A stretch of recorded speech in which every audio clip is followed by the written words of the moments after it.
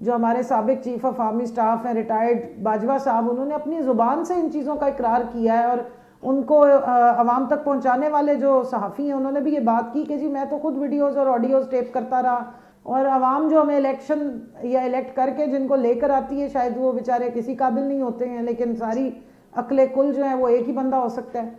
तो मैं ये बाजवा साहब के बारे में बात कर रही हूँ क्योंकि आपके प्रोग्राम के बाद ये ना मुझे भी घर से उठा के ले जाएं। इमरान खान साहब ने यह दावा किया है और बहुत सारे लोगों के सामने किया है कि एक बहुत ताकतवर आदमी ने मियां नवाज शरीफ साहब को तहरीरी तौर पे हलफनामा लिख कर दिया है, हल्फन उनको ये यकीन दिलाया है कि इमरान खान का पत्ता साफ करके देंगे। देखिए, मैं समझता हूँ कि बिल्कुल 100% दुरुस्त है ये बात। पाकिस्तान की हॉकी की नेशनल टीम की खातून मुल्क छोड़कर जाती है और इसलिए जाती है कि यहाँ उसको जराए नहीं मिलते, और वो जाके अपनी जान जाया कर देती है अपने बेहतर जिंदगी के लिए। मुल्क से 8 लाख यहाँ से चले गए हैं और हम से हादसे का खुदा ना खास्ता कोई मुतामिल हो सकते हैं? हरगिज नहीं, हरगिज नहीं। सब्सक्राइब करें और बेल दबाएं ताकि कोई खबर रह न जाए।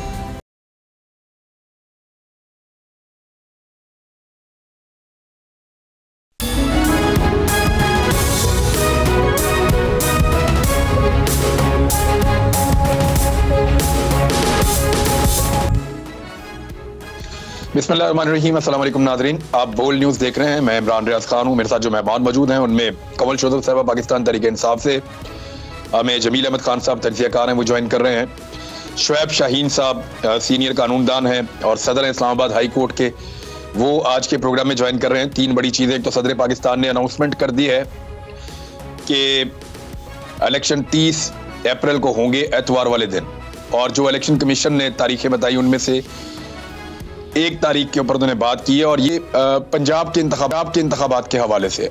अगर पंजाब और खैबर पख्तूनख्वा में अलग अलग इंतखाबात होंगे तो वो पाकिस्तान तहरीक इंसाफ को ज़्यादा सूट करेंगे, लेकिन अब ऐसा लगता है कि जो गवर्नर खैबर पख्तूनख्वा हैं वो भी मजबूर हो जाएंगे और इस मामले को जोड़ेंगे 30 अप्रैल के साथ, ताकि दोनों सूबों के अंदर इंतखाबात एक साथ हो सकें। वैसे अभी तक की इंफॉर्मेशन के मुताबिक जो सोर्सेज बता रहे हैं कि पीडीएम का और उनके सहूलतकारों का किसी किस्म का कोई इरादा नहीं है पाकिस्तान में इंतखाबात करवाने का, और एस्टेब्लिशमेंट ये समझती है कि इमरान खान साहब अगर वापस आएंगे तो पाकिस्तान की एस्टेब्लिशमेंट के लिए मुश्किलात कई गुना बढ़ जाएंगी। तो इसलिए इमरान खान साहब का वापस आना खासा दुश्वार दिखाई देता है।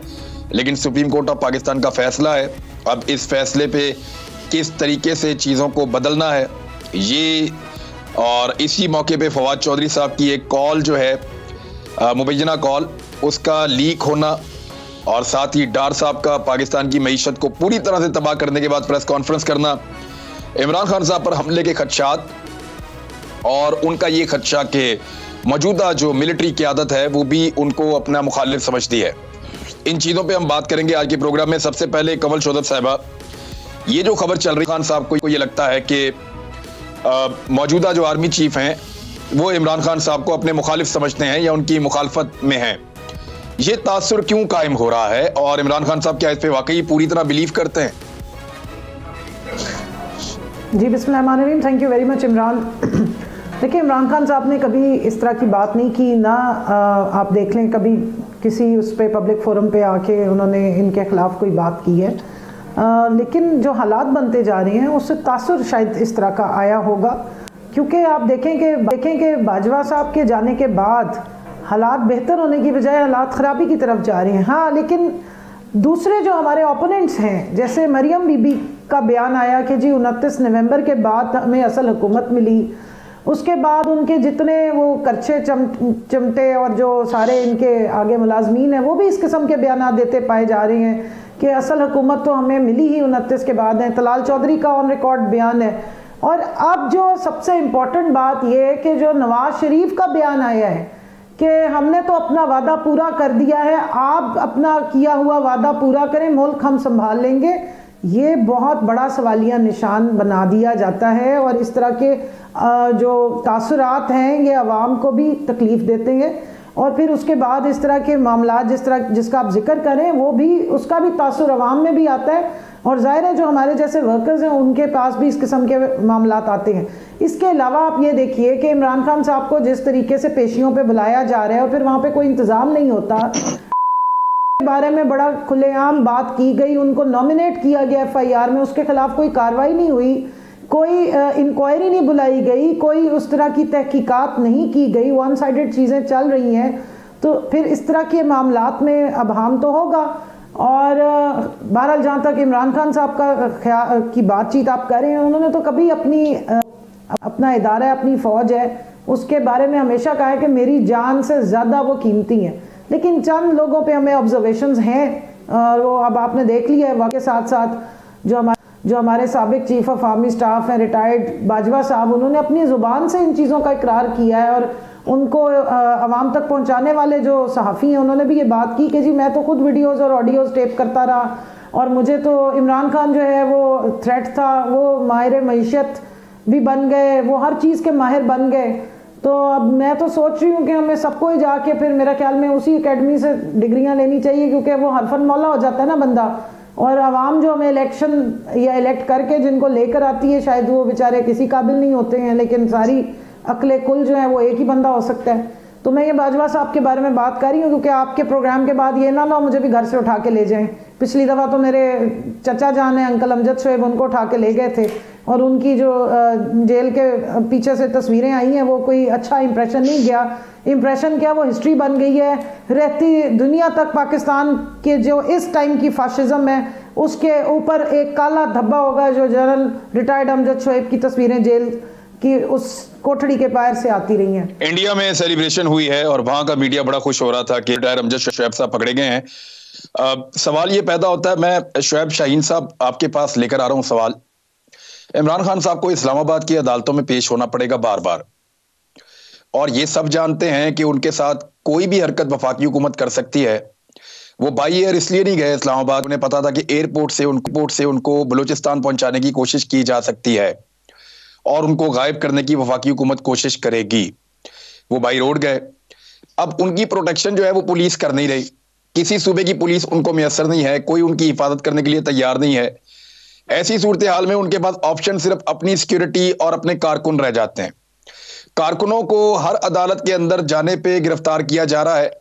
इस्लामाबाद में सैकड़ों लोगों के ऊपर मुकदमा दर्ज किए गए हैं, कारकुन बड़ी तादाद में गिरफ्तार किए गए हैं, ताकि आइंदा जब इमरान खान साहब इस्लामाबाद की अदालतों में पेश हों तो कारकुन कम से कम आए और वो जो भी मकसद है उसको पूरा किया जा सके। और ये उस वक्त हो रहा है जब इमरान खान साहब बार बार बता रहे हैं कि मेरे ऊपर कातलाना हमला होने वाला है। सर, इसमें अदलिया क्या कर सकती है? देखिए, सबसे पहली बात ये है कि अदलिया के अब ये सोचने का मकाम है कि इमरान खान का कातिल नवीद को तो वीडियो लिंक की फैसिलिटी अवेलेबल है। भाई, अगर इमरान खान के ऊपर कातलाना हमला हुआ है और अब आगे थ्रेट भी है, इंटीरियर मिनिस्ट्री ने, इवन मौजूदा गवर्नमेंट ने ये उनको इन्फॉर्म किया हुआ है कि आपको थ्रेट है, तो बात यह है कि उनको वो वीडियो लिंक की फैसिलिटी क्यों नहीं मिल सकती किसी भी अदालत में, खा वो डिस्ट्रिक्ट कोर्ट की हो, खा वो हाई कोर्ट की हो, खा वो दहशतगर्दी की अदालत की हो, खा वो बैंकिंग कोर्ट की हो।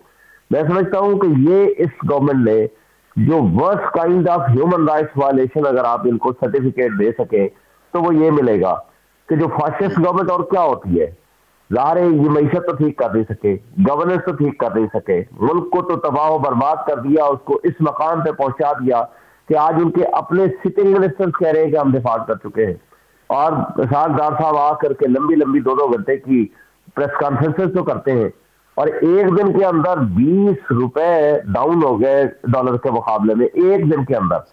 ये सिचुएशन है हमारे मुल्क की इकोनॉमी की, और एक्चुअली अगर आप लेने जाए तो आपको डॉलर से ही मिलता। ब्लैक में शायद कौन लोग लेते हैं, किस तरह लेके जाते हैं, क्या होता है, हमें नहीं पता। बात यह है कि इनका ये अब अदालतों के सोचने का मकाम है। अब ये अदालतों के ऊपर उनका इम्तिहान है कि जो तो उनके खिलाफ लोग हैं वो तो उनको किसी सूरत बर्दाश्त करने को तैयार नहीं है, वो तो उसको एलिमिनेट करना चाहते हैं, क्योंकि वो वोट के जरिए, किसी और जरिए से, किसी और तरीका कार के मुताबिक तो वो उनको हरा नहीं सकते। अब तो सुप्रीम कोर्ट का फैसला भी आ चुका है। अब वल्नरेबल पोजीशन हो गई है इमरान खान साहब की, क्योंकि उनके पास सिवाय इस बात के कि इमरान खान को एलिमिनेट कर दिया जाए, मर्डर कर दिया जाए खुदा न खास्ता, तो उनकी जान छूट सकती है थ्रू एनी मीन्स, क्योंकि और कोई तरीका उनके पास नहीं बचा। उन्होंने पॉलिटिकल विक्टिमाइजेशन के दर्जनों के हिसाब से मुकदमात कर लिए। एक मुकदमे में वो जमानत कराने जाते हैं तो 4 मुकदमे उनका पीछा करते हुए पहले पहुंच जाते हैं। ये अदालतों से मैं आपके प्रोग्राम के जरिए से ये तवज्जुह से मैं उनको रिक्वेस्ट करना चाहता हूं कि आपके मुल्क की बका का सवाल है, आपके मुल्क का वाहिद फेडरेशन का लीडर है और आपके मुल्क की वाहिद फेडरेशन की एक पॉलिटिकल पार्टी है जिसका वो सरबराह है, और आपके मुल्क का वो साबिक प्राइम मिनिस्टर है जिससे सलूशन क्या हो सकता है? क्या अदालतें बुलाना बंद कर दें? अब देखें, कोरोना अब तो एसओपी बनाए, किस तरह बुलाया जाएगा, किस तरह सुना जाएगा, कितने बंदे अंदर आएंगे, कितने बंदे बाहर होंगे, हमने ऐसा ये चीजें पहले नहीं देखी। ऐसा लगता है कि इस्लामाबाद के अंदर एक प्लान है कि इमरान खान को जो एलिमिनेट करने की इमरान खान के पास खुद के बाद एक खबर है, यानी इमरान खान साहब ने यह दावा किया है और बहुत सारे लोगों के सामने किया है कि एक बहुत ताकतवर आदमी ने मियां नवाज शरीफ साहब को तहरीरी तौर पे हलफनामा लिख कर दिया है, हल्फन उनको ये यकीन दिलाया है कि इमरान खान का पत्ता साफ करके देंगे। तो इस्लामाबाद के अंदर जो कुछ हो रहा है, आपको लगता है ये उस तरफ मामला जा सकता है? बाबर एवान साहब की बात में दम है या जो इधर उधर से चीजें आ रही हैं उनको हकीकत समझा जाए? देखिए, मैं समझता हूं कि बिल्कुल 100% दुरुस्त है ये बात। वजह उसकी ये है कि आप देखें कि या तो ये है कि माजी करीब में पहले उसके ऊपर कुछ थ्रू अदर मीन्स अटैक करने की कोशिश हुई, वो नाकाम हुई, फिर कातलाना हमला हुआ, वो नाकाम हुआ, अल्लाह ने उसकी जिंदगी रखी थी, एक बंदा शहीद हो गया, उनका वर्कर, कई लोग जख्मी हो गए और अभी उनके हीलिंग प्रोसेस में है वो। और आज जो है तमाम अदालतों से मेरी आपके तवज्जुह से गुजारिश है और चीफ जस्टिस ऑफ पाकिस्तान से गुजारिश है कि अगर अरशद शरीफ के केस को वक्त में टेकअप कर लिया जाता तो आज शायद अरशद शरीफ हमारे दरमियान जिंदा होता। तो वो शख्स को इस तरह तंग किया गया, उसकी जिंदगी को खतरा था उनको इस मुल्क में, तो वो यहां से दुबई गया, फिर दुबई में रहने नहीं दिया गया, उसको वहां से हटवाया गया। कौन वो ताकतवर तबके और हल्के थे जिन्होंने मजबूर किया वहां की अथॉरिटीज को कि इसको आप मजबूर करेंगे ये मुल्क से बाहर चला जाए, और उनके पास बगैर वीजे के एक ही मुल्क बचा था जहां वो गया और बिलाफिर बदर हो गया। यानी वो कैसे साबित करे एक शख्स के वाकई उसकी जिंदगी को खतरा था? वो अरशद शरीफ की मिसाल आपके सामने, उसने साबित किया कि वाकई उसकी जिंदगी को खतरा था, लेकिन लोगों ने उस वक्त उसका मजाक उड़ाया। मिनिस्टर्स ने, तमाम मिनिस्टर्स ने, मैक्सिमम लोगों ने, हमारे सहाफियों ने उसकी तस्वीरें शेयर की और मजाक उड़ाया कि ये पाकिस्तान से भाग गया, और फिर हमने देखा कि जिन लोगों की वजह से वो पाकिस्तान से गया उनके खिलाफ आज तक कोई कार्रवाई नहीं हुई। जमील अहमद खान साहब, मैं सर वापस आता हूं आपके पास। जमील अहमद खान साहब, इमरान खान साहब पर खतरे के हवाले से बार बार आगाह किया जा रहा है, उनको इलेक्शन कैंपेन में भी जाना है। अब एक बात जो वो करते हैं, वो कहते हैं जिन्होंने मेरा तहफ्फुज़ करना है, जिन्होंने मेरी हिफाजत करनी है, मुझे खतरा उनसे है। और जो इमरान खान साहब अपना प्राइवेट अरेंजमेंट करते हैं अपने तहफ्फुज़ का, उसको जो है वो मुकदमात में नामजद कर दिया जाता है। तो कैसे फिर वो कैंपेन कैसे करेंगे? सामने बांध कर रखा है उन्हें। देखिए, इसमें तो इसका एक सियासी पहलू है और एक इसमें इसका एक प्रोफेशनल पहलू है।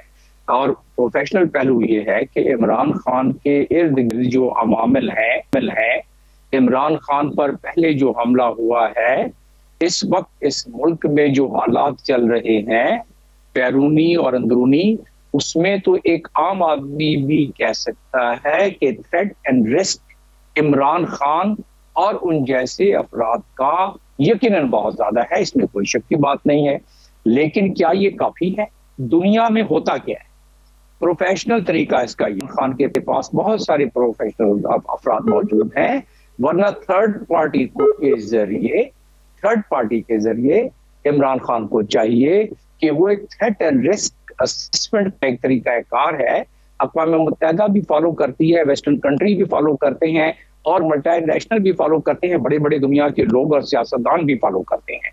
तो उसके जरिए पूरा थ्रेट एंड रिस्क असेसमेंट करा के कॉन्स्टिट्यूशन, जो कि शुएब साहब ज्यादा बताएंगे, कि उसमें प्रोविजन है कि आपकी जान और माल की हिफाजत हुकूमत ने करनी है, लिहाजा प्रोफेशनली इसको अदालतों में भी जाया जा सकता है और बताया जा सकता है कि ये सिलसिला है, ये प्रोफेशनल असेसमेंट है, पहले ये हो चुका है, लिहाजा हुकूमत जान के नहीं दे रही है, हिफाजत नहीं कर रही है ताकि आगे खुदा ना खास्ता कोई नुकसान पहुंच सके।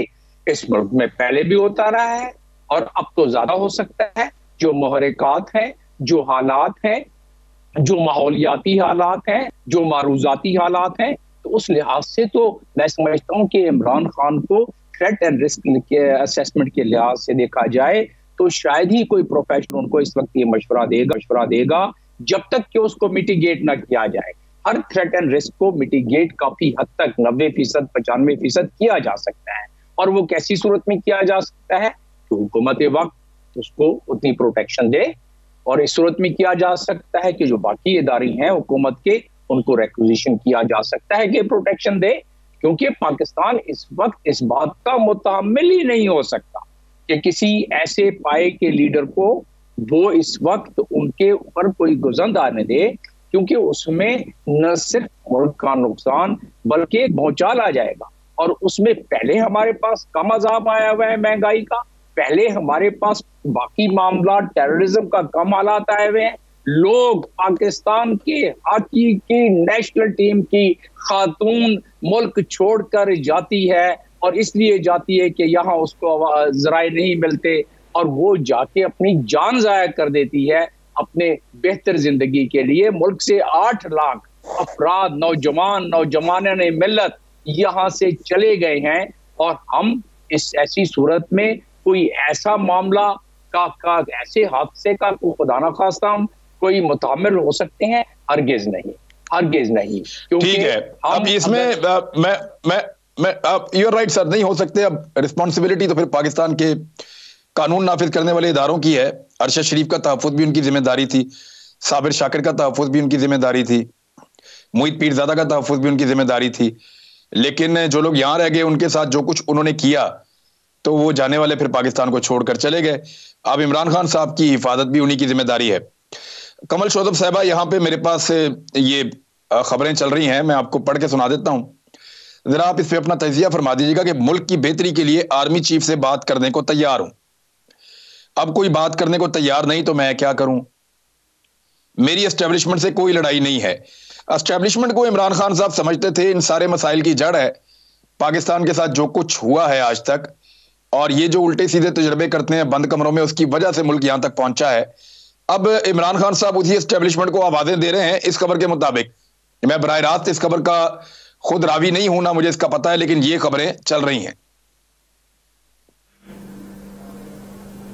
देखिए इमरान, वक्त ने साबित किया है, और अगर इस मुल्क में कोई ट्रायल हुआ कभी, और साबिक जो आपके chief of army staff Bajwa साहब हैं, अगर उनको किसी ने पकड़ के अदालत में पेश किया और उन पे मुकदमा चला, और मैं समझती हूँ आप जो बात कर रहे हैं अरशद शरीफ साहब का, उनकी वालदा ने एक नॉमिनेट किया है उनको, तो क्यों नहीं इंक्वायरी हो सकती? ये क्यों अबव द लॉ है? तो आपने देखा है कि 29 नवंबर तक तो जो तारीकी छाई हुई थी आपने भुगती, कितनी किस्म की FIRs हैं। हमारा भाई अरशद शरीफ दुनिया से चला गया, हम वहाँ खड़े हुए थे जब उसका जनाजा आया, आपको पता ही है। उसके छोटे 4 बच्चों को बुला के हम केक तो कटवाते हैं, लेकिन केक किसी, मेरा बाप जिस उम्र में गया है उस उम्र में लोग अमूमन चले जाते हैं, हमसे नहीं अभी तक वो दुख बर्दाश्त हो रहा है उन बच्चों की। मैं उस दिन वो तस्वीरें देख के पूरा दिन हमारी आंखों से आंसू नहीं ख़त्म हुए। और अभी जो आप सारी बात कर रही हैं, तो इस्टेब्लिशमेंट को मेरा ख्याल है जो, और इस्टेब्लिशमेंट क्या होता है, एक चीफ ऑफ आर्मी स्टाफ को इस्टेब्लिशमेंट कहते हैं, तो उनको अपनी तरफ से पॉजिटिव एक जो रिस्पॉन्सिबिलिटी है वो दिखानी चाहिए। अगर अब हम या शकूक नहीं, उनका काम ही नहीं है। एस्टेब्लिशमेंट का क्या काम है इलेक्शन करवाने का? एस्टेब्लिशमेंट अपना काम करे। यानी उनकी ये कैसे जरूरत हो सकती है कि वो इलेक्शन करवाएं? तो इलेक्शन कमीशन का काम है। देखें, जिसका जो आईनी रूल है उसके मुताबिक जब तक आईने पाकिस्तान, जब तक आप आवाजें मारेंगे ना, इसको उसको आवाज मारेंगे, उसको कहेंगे कि आप आ जाएं, ये आ जाए, वो आ जाए, तब तक पाकिस्तान नहीं चलेगा। पाकिस्तान चलेगा आईने पाकिस्तान की दस्तावेज के मुताबिक, कानून और आइन के मुताबिक फैसले हों। अब हुकूमत आपको मिलती है या नहीं मिलती है अलग बात है, लेकिन पाकिस्तान को उस तरफ ले जाया जा सकता है। जी, मुझे आर्गुमेंट पूरा करने दें। आवाजें उन्हें नहीं मार रहे, उनको इतना कह रहे हैं कि जो लोग आपके नीचे काम करने वाले, आपको रिपोर्ट करने वाले, या आपसे थोड़े से नीचे वालों को रिपोर्ट करने वाले, पॉलिटिकल इंजीनियरिंग में, इलेक्शन रुकवाने में, या इलेक्शन कमीशन पे जोर डालने पे तरह के लोग, या जो 2-3 लोग उधर लाहौर में बैठे, आपसे ज़्यादा किसको पता होगा, इनको कंट्रोल करें और अपना रोल जो आपका असल है उसको प्ले करें, इनको बराए मेहरबानी वापस ले जाएं, जहां ये काम करते हैं वहां करें।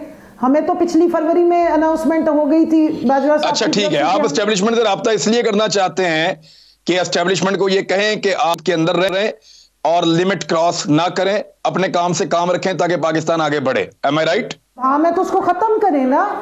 एस्टेब्लिशमेंट कोई बाहर से तो नहीं आई हुई, हमारे भाई बेटे अंदर बैठते हैं ना, पूरा पाकिस्तान उसको ऑन करता है, हमारे अपने भाई हैं, हमारे बेटे हैं, हमारे बाप हैं जो वहाँ बैठे हुए काम कर रहे हैं, हम उनको ऑन करते हैं। वो कोई अलग से कोई एक खुदा ना खास्ता कोई इंडियन फौज तो नहीं, हमारी अपनी है। तो जो एक नेगेटिविटी है उसको खत्म करें, जो आपका एक्चुअल रोल है वो आप प्ले करें। और अगर लोगों को पकड़ना, उनको नंगा करना, उनको जलील करना, उनको रुसवा करना, उनकी फैमिलीज को हरासा करना, उनके ऊपर गद्दारियों के बगावत के मुकदमे दर्ज करना, 80 साल के आर्मी जनरल को जो है वो बंद कर देना लॉकअप में, फिर उसकी फोटो जो है उसको वायरल करना, अब ये सारी चीजें तो जेब नहीं देती ना। अब अगर अपने हैं तो फिर इस तरह की हरकतें तो ना करें जो भी लोग हैं एस्टेब्लिशमेंट में। एक ब्रेक ले लेते हैं, वापस आते हैं, फिर बात करते हैं।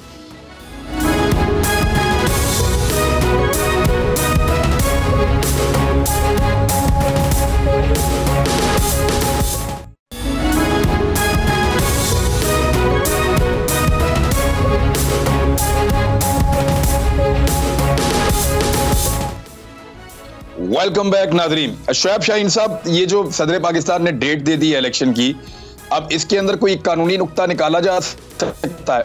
जो पंजाब में उन्होंने कह दिया कि 30 अप्रैल को है, अब देखते हैं कि खैबर पख्तूनख्वा में क्या दी जाती है। उम्मीद तो है कि इसके साथ ही जुड़ेगी, लेकिन इसमें अब मजीद कोई कानूनी गुंजाइश, क्योंकि कंटिन्यूसली ये जराए से रिपोर्ट हो रहा है कि लगातार मीटिंग्स चल रही हैं, इजलास हो रहे हैं, कोशिश की जा रही है कि इलेक्शन को दोबारा डिले में डाला जाए। देखिए, पहली बात तो यह है कि अब तो सुप्रीम कोर्ट की जजमेंट के बाद वाजे हो गया है, उससे पहले भी वाजे था। सेक्शन 57 सबसेक्शन 1 के तहत इन्होंने पहले भी प्रेसिडेंट ऑफ पाकिस्तान ने कंसल्टेशन के लिए बुलाया इलेक्शन कमीशन को, क्योंकि इलेक्शन कमीशन बज़ाहिर न्यूट्रल एंड इम्पार्शियल नहीं लगता था। इस वजह से उन्होंने एक को अवॉइड करने की कोशिश की, दूसरी जरिए से, तीसरे जरिए से। बहरहाल सुप्रीम कोर्ट ने अब वाजे कर दिया कि ये पंजाब की डेट देना ये प्रेसिडेंट ऑफ पाकिस्तान का काम है with the consultation of election commission. Election commission को ये भी, और दोनों को ये भी डायरेक्शन दी कि मिनिमम बियरेस्ट जो एक करीब तरीन 90 डेज के अंदर हो सकती है वो आप करें। अब ये 13 तारीख बनती थी 90 डेज की, 13 के बाद अब ये 17 दिन मजीद आगे चली गई है। 30 to 7 मई उन्होंने प्रपोज किया इलेक्शन कमीशन ने, 30 तारीख उन्होंने मुकर्रर कर दी। अब मेरा नहीं ख्याल कि इसके बाद कोई इनको भागने का रास्ता किसी को मिलेगा, क्योंकि बेसिकली इसमें पीडीएम और खुसूसन पीएमएलएन वो इलेक्शन चाहती नहीं है, क्योंकि उनको नजर आ रहा है कि जो कुछ उनकी कारकर्दगी है, जो मुल्क के साथ किया, और जिस तरह की ह्यूमन राइट्स वायलेशन की, जो इकोनॉमी की हालत की, जो गरीब आदमी के साथ जुल्म किए, वो सारी सामने नजर आ गई है। और पूरा साल उन्होंने सिर्फ एक काम किया है, इमरान खान को गालियां दो, उसके खिलाफ मुकदमे बनाओ और उसको बंद करो, लोगों को उठाओ, उनको नंगा करो, और ये सारी चीजें। और उन्होंने जो कारकर्दगी और जो मईशत के दावे करके आए थे, महंगाओ मुकाओ मार्च वगैरह, ये सारे ड्रामे थे। बेसिकली उन्होंने लैब लॉ बदले, उन्होंने अपने आप को ईसीएल से निकलवाया, अपने मुकदमात बिलियन ऑफ रुपीज के मुकदमात फारिग कराए, नए रेफरेंसेस खत्म किए, उनका काम हो गया। उनको तो इसी से गरज थी। अब वो सिर्फ बाकी जो मामलात हैं, दिन है, वो पूरे कर रहे हैं। उनको इससे गरज नहीं है कि मुल्क का क्या होता है। तो वो उनको पता है कि जब ये जाएंगे, इवन डेराजी खान और जामपुर जैसे दूर दराज इलाके में भी जा करके 40,000 वोटों का फर्क पड़ता है। उनको नजर आ रहा है कि सबके वोट मिला के भी 25,000 और अच्छी खासी धांधली के बावजूद वहां से जो हमारे जर्नलिस्ट हैं, मेरी उनसे बात हुई, उन्होंने कहा जी तबाही फेर दी थी धांधली में, फिर भी बात नहीं बन रही। तो सिचुएशन तो बहुत बहुत खौफनाक है जी। वो ये इस वजह से ये भाग रहे हैं। बाकी जो आपने किया, मैं एक मिसाल में देता हूँ। आज ये 12 कौ में दूसरी मरतबा वो जो पिलर थे वो गिर गए, और उसका ठेका मेरी इंफॉर्मेशन के मुताबिक, इफ आई एम रॉन्ग आप इंफॉर्मेशन ले सकते हैं, एनएलसी के पास है। भाई अगर एनएलसी, अगर उनकी कारकर्दगी का ये आलम है और उनके इंजीनियर्स ये कर रहे हैं कि अभी पिलर्स बने गिर गए, पहले दोबारा बने फिर गिर गए, तो खुदा ना खासा अगर हैवी ट्रैफिक शुरू हो जाएगी तो फिर उसके बाद क्या होगा? तो दुख और अफसोस की बात यह है कि कोई इस तरफ तवज्जो देने वाला तो नहीं है। दुनिया के किसी मुल्क में अगर सर इसको तवज्जो देने वाला नहीं है। एक सेकंड शोएब शाहीन साहब, जरा एक सेकंड इसको आप जरा यहाँ रोक लें जरा, एक आता हूँ इसी हवाले से। ये जो ऑडियो लीक वाला मामला है, इसको इसके साथ जोड़ के हम देखेंगे, लेकिन मैं जरा अहमद खान साहब से वो एक्सपीरियंस उनको उनसे पूछूं, सर दुनिया के किसी मुल्क में अगर ऐसे पिलर गिर रहे हो पुलों के और वो कंपनी बना रही हो जिसका बड़ा नाम है उस मुल्क में, तो सर क्या होगा उस मुल्क में, आप मुझे ये बताएं। पहली तो बात यह है कि एक सिविलियन बजट से हासिल होती है ये सारी रकम जिससे प्रोजेक्ट बनते हैं और जिसके बाद प्रोजेक्ट इम्प्लीमेंट होते हैं। जहां भी एक गवर्नमेंट एक्सचेकर से कोई भी खर्च होता है और उसका किसी किस्म का नुकसान हो दुनिया में, तो उसके लिए पूरा एक निज़ाम कायम होता है दुनिया के हर मुल्क में, और हमारे मुल्क में भी है, मुमलकत पाकिस्तान में भी है। उस पर इंक्वायरी होती है। क्या हमें पता नहीं है कि जब कराची मिलिट्री जेटी के नजदीक जब पुल का एक हिस्सा गिर गया था और ट्रक बस गिरी थी और उसमें 5-6 अफराद जाँ बाग हुए थे, तो फिर हाई कोर्ट ने वहां के उस वक्त के जनरल जिसने पुल बनवाया था, जनरल उनका नाम है, उनको बुलाया गया, उनसे उनकी पूरी कानूनी कार्रवाई की गई और उसके बाद उसका डिस्पोजल किया गया। तो इसमें तो कोई दो राय नहीं है, और मैं समझता हूँ कि उसमें चाहे वो ज़ेली इदारा हो फोर्सेस का, लेकिन उसमें सिविलियंस बहुत सारे काम करते हैं मेरी नॉलेज के मुताबिक, और उसके मुताबिक उन पर बिल्कुल वही इतलाक होता है तमाम कायदो ज़वाबित का, जो कि बाकियों पर होता है। अब रहा सवाल कि अगर उनको कोई प्रोटेक्शन देने के लिए आ जाए तो वो बात एक दूसरी हो जाती है, और क्योंकि यही काम है अदलिया का, और इसीलिए अदलिया पर जब हम उंगलियां उठाते हैं तो बड़ी हमें एहतियात से काम लेना चाहिए कि अदलिया का यही काम है कि मैं कोई और अदलिया में जाए, और अगर उसको खुद ब खुद हुकूमत उस पर एक्शन नहीं लेती तो कोई भी शख्स आ सकता है कि ये अवाम का पैसा है और उसकी अकाउंटेबिलिटी होनी चाहिए। ये पिलर गिर गए हैं, ये कॉलम गिर गए हैं, या उसका एक जो है बे गिर गया है पूरा उसका, तो वो उस पे होनी चाहिए। और मेरा अपना ख्याल इसमें जमील अहमद खान साहब, ये अभी तुर्की के अंदर जब ज़ल्ज़ला आया तो उन्होंने लगभग दर्जनों कंपनीज के लाइसेंस मनसूख कर दिए, और बहुत सारी कंपनीज जो कंस्ट्रक्शन वाली हैं उनके मालिकान को, बिल्डर्स को गिरफ्तार कर लिया। और वो इन्होंने इसलिए किया कि उन कंपनीज ने रूल्स के मुताबिक जब डिजाइन किया था इन बिल्डिंग्स को, तो ये क्लेम किया था इस शिद्दत और इससे ज्यादा शिद्दत के ज़ल्ज़ले पर भी ये बिल्डिंग्स नहीं गिरेंगी, और ये उनके लॉ के अंदर शामिल है। पाकिस्तान में भी ये कानून मौजूद है, लेकिन वो जब गिरी तो उन लोगों को गिरफ्तार किया गया। क्या पाकिस्तान में ऐसा हो सकता है? 60 कंपनियों में के मालिकान और उनके बाकी दीगर अफराद को गिरफ्तार किया गया, क्योंकि टर्की में जो मेयर्स थे जिन्होंने जिनके अंडर में वो बिल्डिंग कंट्रोल अथॉरिटीज जिन्होंने वो ड्राइंग डिजाइन में ये प्रोविजन देखते हुए कि ये जलजले से प्रोटेक्शन देगी, और उस पर उसके बाद उन्होंने सर्टिफाई किया, जो कि वक्त ने और जलजले ने साबित किया कि ऐसा नहीं हुआ, और जाने वहाँ कोई तकरीबन 55,000 से ज्यादा जाने वहाँ ज़ाया हो गई। तो उस पर उन्होंने केसेस उन्होंने बिल्कुल बिला तफरीक जो है उसमें चला रहे हैं वो, और बिला तफरीक प्रोसिक्यूट हो रहे हैं। इसी तरीके से हमारे यहाँ भी अगर कोई भी ऐसा मामला होता है तो जाहिर उसकी गहराई में तो उस वक्त आप जाएंगे कि जिसने डिजाइन किया, स्ट्रक्चर डिजाइनिंग की, जिसने उसको इम्प्लीमेंट किया, जिसने प्रोजेक्ट को। लेकिन सर पाकिस्तान के अंदर ये ताकतवर लोग हैं, ये ठेके इनको कैसे मिलते हैं, किस तरह मामला चलते हैं, सारी दुनिया जानती है।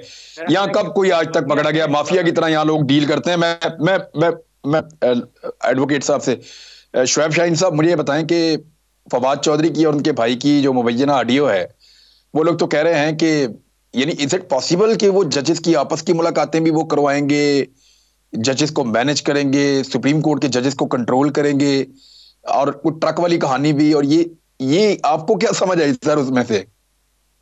बात यह है कि अब इस लेवल पे अगर ये हुकूमती इदारे और हुकूमत गिर चुकी है कि वो मतलब है कि अगर फवाद चौधरी और फैसल चौधरी ने अगर चीफ जस्टिस की मुलाकातें करानी है तो फिर अल्लाह ही हाफिज है हमारी अदलिया का, हमारे इन असहाब का। फिर ये फवाद चौधरी जेल में ना पड़ा होता, बेचारा इस तरह खजल ख्वार हुआ और बड़ी मुश्किल से उसकी जमानत हुई, और वो भी क्या कहा, क्या एक इलेक्शन कमिश्नर को उसने मुंशी कह दिया। भाई वो ये इस अगर इल्जाम पे गद्दारी का मुकदमा उसके खिलाफ बन सकता है, और वो इतना ही पॉपुलर और इतना ही ताकतवर, इतना ही बड़ा एलीट में शामिल, यानी जो आदमी सुप्रीम कोर्ट के जजेस को कंट्रोल कर रहा है। अच्छा, अगर ये जजेस को कंट्रोल कर रहे थे तो जजेस ने फैसला क्यों दिया था डिप्टी स्पीकर की रूलिंग के खिलाफ? ये भी समझ नहीं आई मुझे अभी तक बात।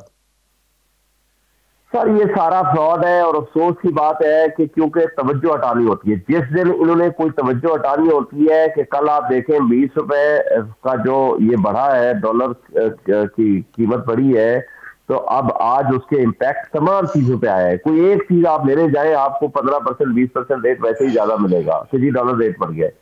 तो तवज्जो हटाने के लिए उन्होंने कोई ना कोई एक, हमारे पास वो क्या कहते हैं कि हमारे पास ऑडियो वीडियो के अलावा ड्रामेबाजी के अलावा और रहा क्या है, क्योंकि इन्होंने परफॉर्मेंस तो दी नहीं है। कोई सीरियस बात अगर कोई इनसे पूछेगा तो जवाब कोई नहीं है। इनको एक थिएटर लगाने की जरूरत है।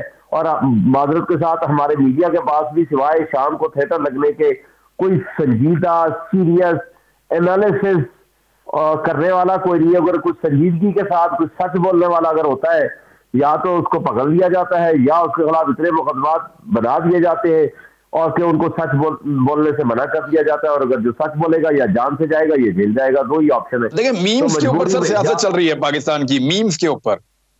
यानी थोड़े दिन पहले कमल शोजब साहबा मार्केट के अंदर जो है फ्राइंग पैन, और अब मार्केट में एक ट्रक है।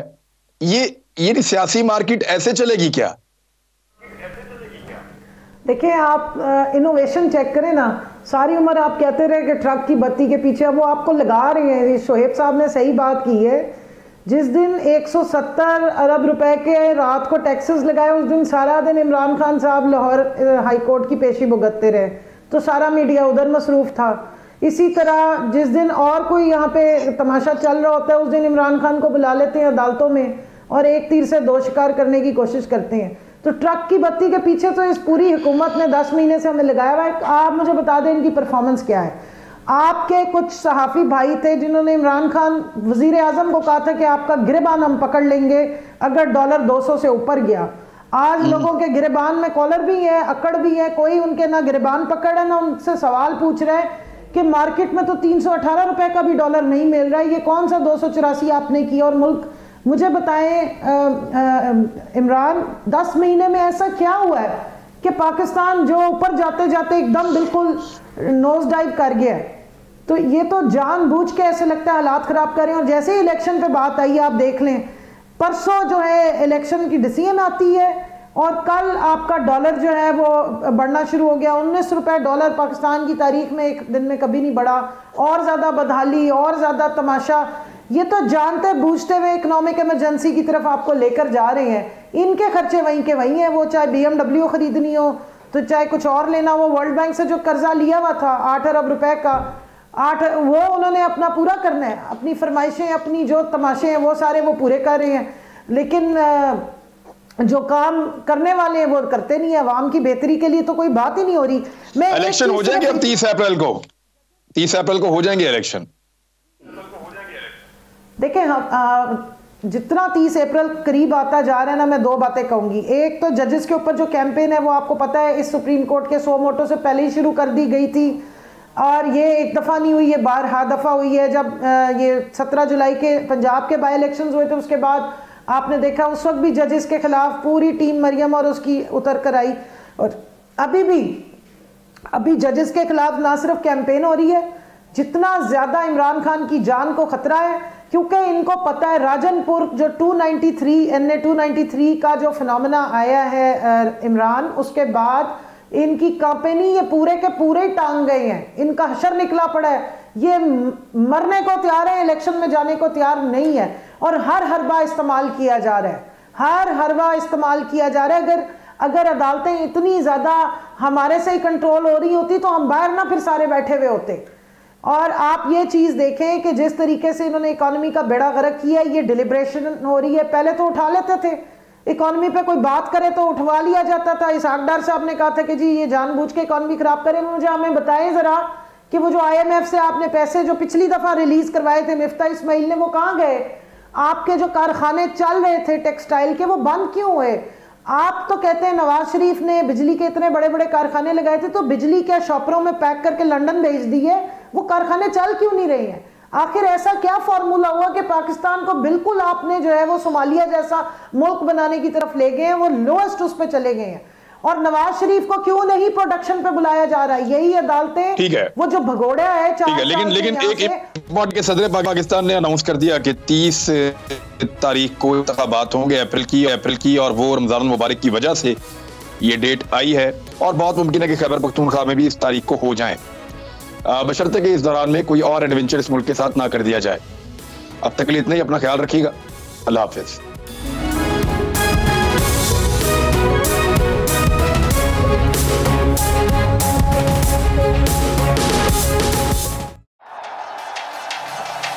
जिंदगी एक मैदान है और PSL 8 में हर टीम को छूना आसमान है। 6 टीमों के बीच धुआंधार लड़ाई। ये शोर ना लड़ाई का है ना डर का, ये शोर है जीत का, ये शोर है जुनून का। खेल का जुनून रोजाना रात 11 बजे सिर्फ बोल न्यूज पर।